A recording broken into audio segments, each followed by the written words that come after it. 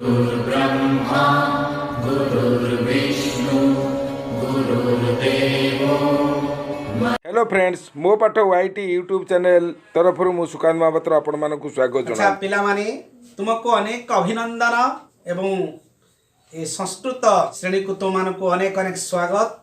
तुम निश्चित भलरे थिबो। कौन पाठ पढ़ाई दिला ताबे टिके पर्यालोचना करी हम आगको आगेबा। खेल कूद नाच गीत ये सब दिन मन देला। मु कहूनी जे खेल कूद नाच गीत खराब, किंतु सेटा उपयुक्त समय करवा उचित। आमे जो पढ़िबा समयटा अछि हमर विद्यालय को आसीबार समय 10टा, छुट्टी हबार समय 4टा, 4टारू 6टा पर्यंत कि 5:30 पर्यंत आमे खेली परिबा। खेलिबा द्वारा देह हमर फुर्ती रहिबो, एटा ठीक। किंतु ता माने न जे आमे सब बेले खेलिबा, सब बेले नाच गीतर मजी रहिबा। विद्यालय रे मध्य मनोरंजन भित्तिक कार्यक्रम नाच गीत रहउजी। कौन कालांश रे आमे पिला आसी गीत गाउछथि, टिके जो आध्यात्मिक भजन परिवेशन कर ता द्वारा आम मन हल्का हो जाए। आगामी पीरियड पाई मन रे पाठ पढ़ियार आग्रह सृष्टि होउची। मन रे जो निरस भावना होउची, बेले बेले मन रे जो अनुत्साह सृष्टि होउची ताहा दूर हो जाउची। तेणु हमर समय अनुଯାयी काम मन कर। पिला माने तुमे वर्तमान कोन ना एठे छात्र, तुमानकर प्रथम कार्य कौन? पाठ पढ़िबा। तुमानकर मुख्य कार्य होची पाठ पढ़िबा। अन्य गुड़िक खेलिबा गीत गाइबा ए सब गौण काम। आमे यदि मुख्य काम को दूरेई देगिरी गौण काम रे मजी जीवा, जोडा हम पई मुख्य न से काम रे मजी जीवा बा से काम रे लागि जीवा, ताहाले हम जीवन दुखपूर्ण होई जीव। तेणु जीवन को सुखपूर्ण करबा को हेले जो समय रे जो काम आम पई ठीक करा जाईजी से काम रे आमे लागी रहिबा। को पर्यंत लागी रहिबा ना सफलता पाइबा पर्यंत लागी रहिबा। सफलता पाइबा को हेले बारंबार चेष्टा करिबा को पड़िबो, बारंबार उद्यम करिबा को पड़िबो। केबे हेले मन रे हरास भावना को आमे स्थान दबा नहीं। एई दृष्टि निज निज कर्म ही निज पाई भगवान।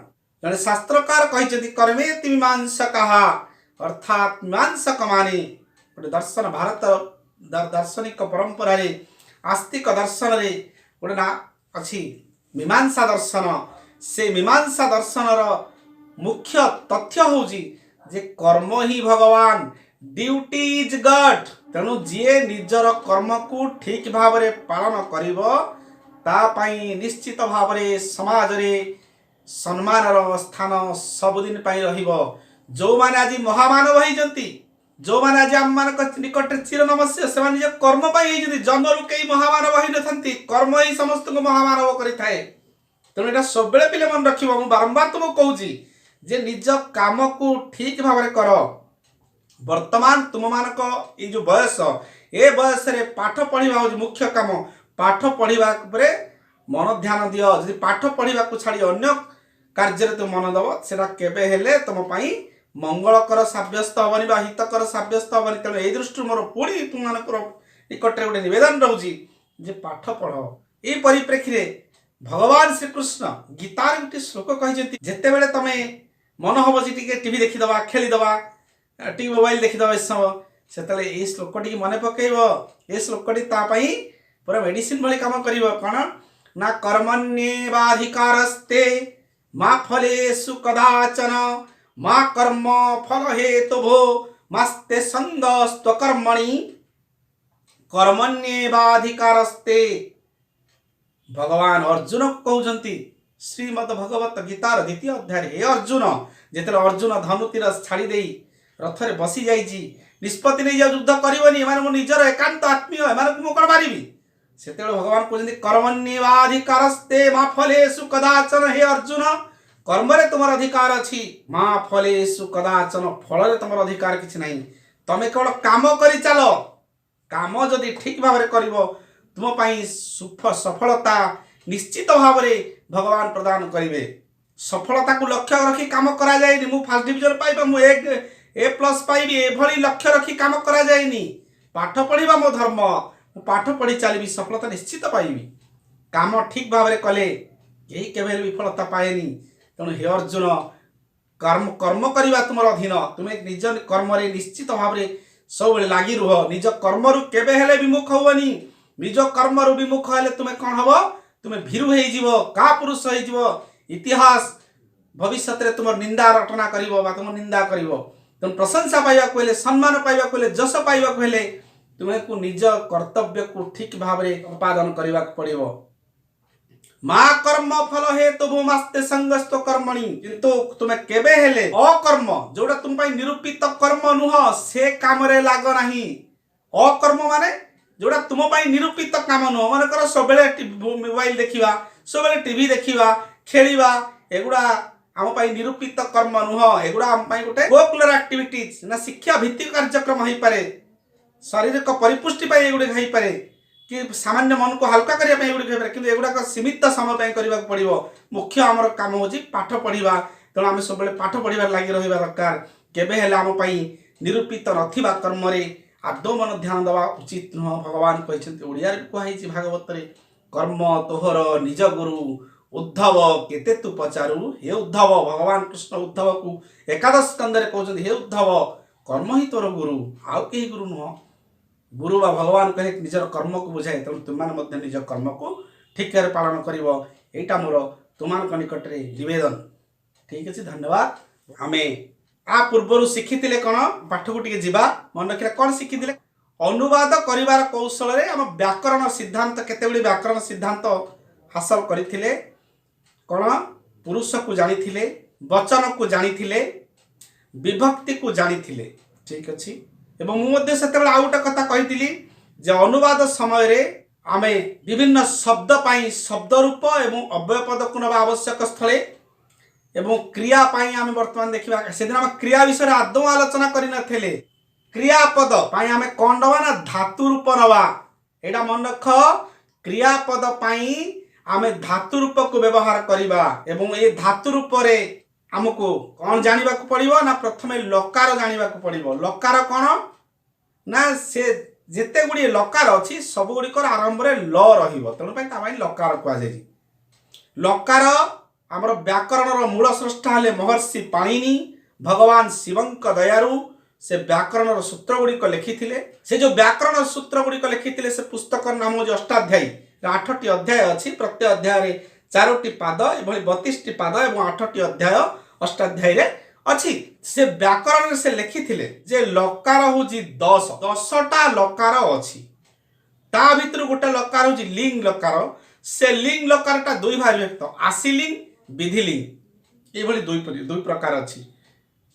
तेणु ये जदिओ 10 प्रकार लकार व्याकरण शास्त्र कहुई आम 10टी लकार आदौ आवश्यक नहीं। आमे केतोटी लकार जानिबा मात्र 5टी आम मात्र 5टी लकार आवश्यकता रही। से 5टी लकार को आम व्यवहार करवा जमी आम इंग्लीश रे ट्रांसलेशन करें टेन्स जानुचंती टेन्स माने काल ठीक से ही परि भाव रे एठे मध्य आमको ये जो विभिन्न काल पाई लकार को व्यवहार करिया पड़िबो। तेणु से लकार उपर आज आम ज्ञान हासिल करवा तापर धीरे धीरे आम अनुवाद शिखिबा। आम आज कौन देखिबा लकार। तेणु लकार आमर केतोटी ना लकार जदिओ 10टी आम 5टी आवश्यक आम आवश्यकता अनुसार जो 5टी लकार अच्छी ताकू लिखुची। 1 रे होजी लट लकार 2 रे होजी लंग लकार 3 रे होजी रूट लकार 4 रे होजी विधिलिंग लकार 5 रे होजी लोट लकार। बुझिल पिले ये भली 5टी लकार अच्छी सब खातार नहीं जा लिखि नियो। लट लकार प्रथमतः द्वितीयतः लंग लकार ल मोरहम लंग लकार तृतीयतः रूट लकार चतुर्थतः विधिलिंग लकार पंचमतः लोट लकार। लट लकार लंग लकार रूट लकार विधिलिंग लकार लोट लकार ये 5टी लकार आमर संस्कृत रे व्याकरण रे अच्छी। 5टी लकार केवल आम अनुवाद आवश्यक बुझीला। ताले लट लकार कोठ लागिबो हाँ मु कहि दउची लट लकार कोठ लागिबो ना वर्तमान काल रे लट लकार लागिबो। जदि वाक्यटी वर्तमान काल रे अछि वाक्यर शेष को जो क्रियापद अछि ओडिया रे हमर वाक्य शेष रे जो क्रियापद अछि से क्रियापदटी जदि वर्तमान काल रे थिबो ताहा हेले आमे ताकू लट लकार करबा। किमि जानिबा वर्तमान काल रे अछि बोली शांत क्रियार ए छ छा छी ଏଇ ସବୁ ଥିଲେ ଯାଉଛି ଖାଉଛି ଯାଉଥାଏ ଏଇ ସବୁ ଥିଲେ ତାକୁ ଆମେ ଲଟ୍ ଲକାର ବୋଲି ଜାଣିବା। ବୁଝିପାରିଲ? ଅର୍ଥାତ୍ ଏବେ ଯୋଉ କାମ ଚାଲିଛି ବର୍ତ୍ତମାନ ଯୋଉ କାମଟା ଚାଲିଛି ସେଇଟା ହିଁ ବର୍ତ୍ତମାନ। ମୁଁ ବର୍ତ୍ତମାନ ଏଟା ପଢଉଛି ତୁମର ପଢୁଛ ଏଇଟା ହିଁ ବର୍ତ୍ତମାନ। ଏଟା ଆଉ ଟିକେ ପରେ ଅତୀତକୁ ପଳେଇବ। କାଲି ମୁଁ ଗୋଟେ ପାଠ ପଢିବି ଏଟା ଭବିଷ୍ୟତକୁ ପଳେଇବ। ବୁଝିହେଲା ତ? ତେଣୁ ଠିକ୍ ସେଇଭଳି ଏଟା ବର୍ତ୍ତମାନ କାଳ। ବର୍ତ୍ତମାନ କାଳରେ ହେବ ଲଟ୍ ଲକାର କେମିତି ଅଛି ନା କ୍ରିୟାରେ ମୁଁ ଲେଖି ଦଉଛି ଛ ଛା ଛି ନନ୍ତନ୍ତ ନନ୍ତନ୍ତ ହସ୍ୟକାରନ୍ତି ଏ ଇତ୍ୟାଦି ଲେଖିଲେ ଏଇଭଳି ବର୍ତ୍ତମାନ କାଳକୁ ବୁଝାଉଥିବା ଯେକୌଣସି ଶବ୍ଦ ଥିଲେ ତାକୁ ଆମେ ଜାଣିବା ବର୍ତ୍ତମାନ କାଳରେ ବାକ୍ୟ ଅଛି ତା ପାଇଁ ଲଟ୍ ଲକାର କରିବା। ଅର୍ଥାତ୍ ଯଦି କ୍ରିୟାରେ ଛ ଛା ଛି ଛନ୍ତି ନନ୍ତନ୍ତି ଏ ଇତ୍ୟାଦି ଯାଏ ଖାଏ ଯାଉଛନ୍ତି ରହୁଛନ୍ତି ଯାଉଛି ଖାଉଛି ଶୋଇଛି ରହିଛି ଏଇଭଳି ଯେତେ ଛ ଏ ନନ୍ତନ୍ତ ହସ୍ୟକାରନ୍ତି ଇତ୍ୟାଦି ଥିବ ବା ଥାନ୍ତି ଇତ୍ୟାଦି ଥିବ ତାକୁ ଆମେ ବର୍ତ୍ତମାନ କାଳ ଜାଣିବା ଏବଂ ସେ ବର୍ତ୍ତମାନ କାଳରେ ଲଟ୍ ଲକାର କରିବା। ବୁଝିହେଲା? ବର୍ତ୍ତମାନ କାଳରେ କୋଉ ଲକାର ହବ? ରାମ ଲଟ୍ ଲକାର। ତାପରେ ଆମେ ଯିବା ଲଙ୍ଗ ଲକାର। ଲଙ୍ଗ ଲକାର କୋଉଟା କରିବା ନା ଅତୀତ କାଳ। ନା ଅତୀତ କାଳ କୋଉଟା ନା ଅତୀତ କାଳ ହଉଛି ଯୋଉଟା ପଳେଇଲାଣି ବିଗତ ହେଇଗଲାଣି ଗଲାଣି ଭାରି। ଅତୀତ ମାନେ ପାଷ୍ଟ ହେଇଗଲାଣି ପଳେଇଲାଣି ଗଲାଣି ଭାରି।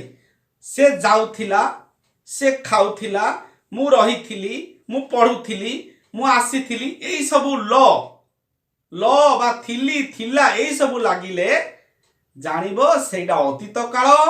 ଅତୀତ କାଳ ପାଇଁ ଆମେ କଣ କରିବା ନା ଲଙ୍ଗ ଲକାର କରିବା। ବୁଝି କ୍ରିୟାରେ ଲ ଲା ଲି ଲେ ଇତ୍ୟାଦି ଯେ କ୍ରିୟାରେ ଲ ଲା ଲି ଇତ୍ୟାଦି ଥିବ ତାକୁ ଆମେ କଣ ଜାଣିବା ନା ଅତୀତ କାଳ। ତାପରେ ଆମେ ଦେଖିବା ରୁଟ୍ ଲକାର। ରୁଟ୍ ଲକାର କୋଉଠି ଲାଗିବ?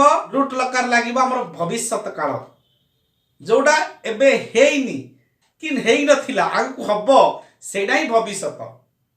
ଯୋଉଟା ଆମର ଇଂଲିଶରେ ଫ୍ୟୁଚର ଟାଇମ କୁହାଯାଏ ସେଇଟା ହିଁ ଭବିଷ୍ୟତ। ବୁଝିହେଲା ନାଇଁ? ଭବିଷ୍ୟତ କାଳ ରୁଟ୍ ଲକାର ଲାଗିବ କୋଉଠି ନା ଭବିଷ୍ୟତ କାଳରେ ଯଦି କ୍ରିୟାରେ ହ୍ୟାଲୋ ଫ୍ରେଣ୍ଡସ୍, ଗପ ଗୀତ ହସ କଥା ସ୍ୱାସ୍ଥ୍ୟବାର୍ତ୍ତା ହିତୋପଦେଶ ପିଲାଙ୍କ ପାଇଁ ଅଧିକ କିଛି ଜାଣିବା ପାଇଁ ଆମ କଥା ୱାଇଟି ଗୁଗୁଲରେ କିମ୍ବା ୟୁଟ୍ୟୁବରେ ସର୍ଚ୍ଚ କରନ୍ତୁ।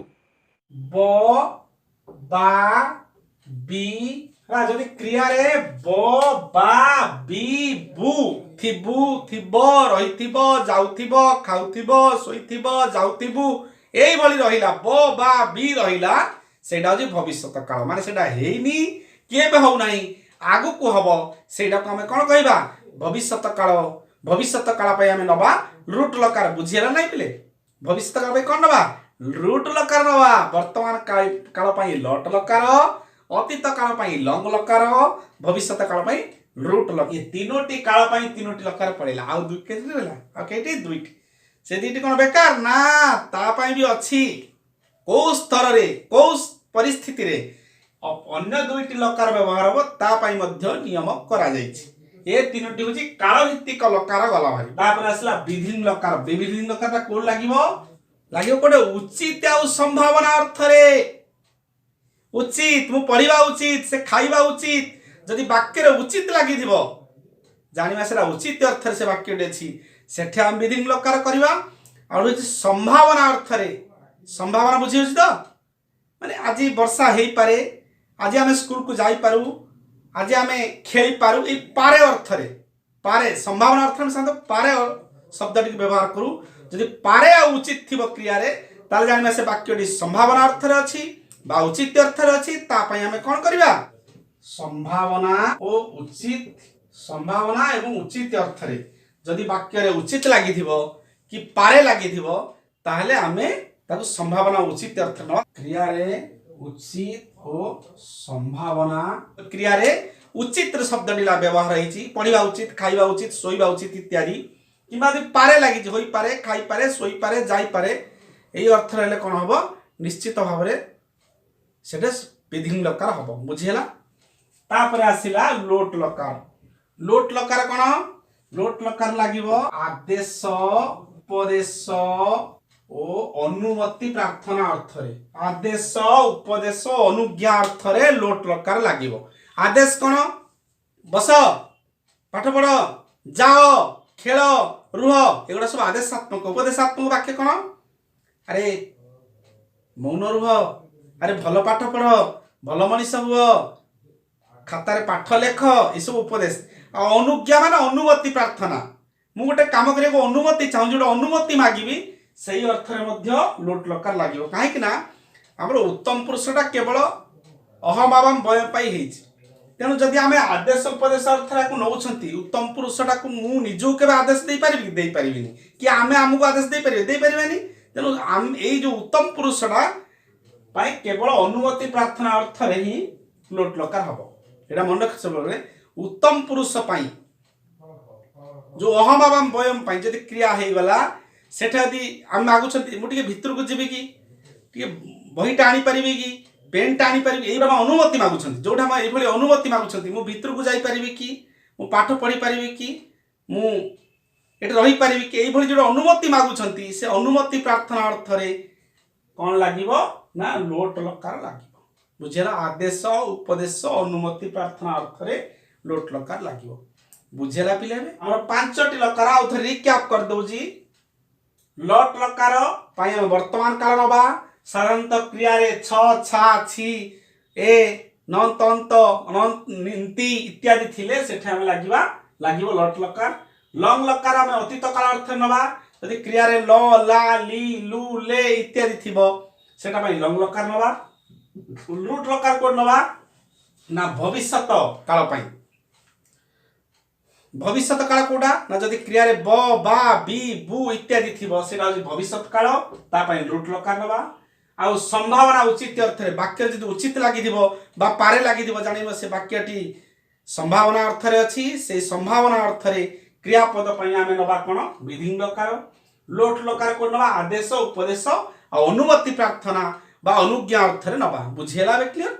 ए पांचटी अर्थ रे जो क्रिया गुड़िक व्यवहार होउची क्रियापद गुड़िक, से क्रियापद गुड़िक पाई आमे शांत धातु रूपर विभिन्न लकार व्यवहार करबा। आकु न जानिले हम ट्रांसलेशन करि परिबा नाही। आगुर आमे पुरुष जानिथिले, वचन जानिथिले, लिंग भी जानिथिले, विभक्ति भी जानिथिले एवं विभक्तिर चिन्ह भी जानिथिले।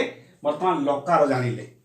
लकार पर किसी संदेह अछि कार? लकार को सब खातार लिखि दबो। लिखि घरे आज 5 थर ताकू पढ़ी पढ़ी डाकी डाकी लिखिबो। लिखिबो तर तो मन रहि जिवो। आकु मन न रखले कोनोसी परिस्थिति रे हम ट्रांसलेशन बा अनुवाद करि परिबेनी।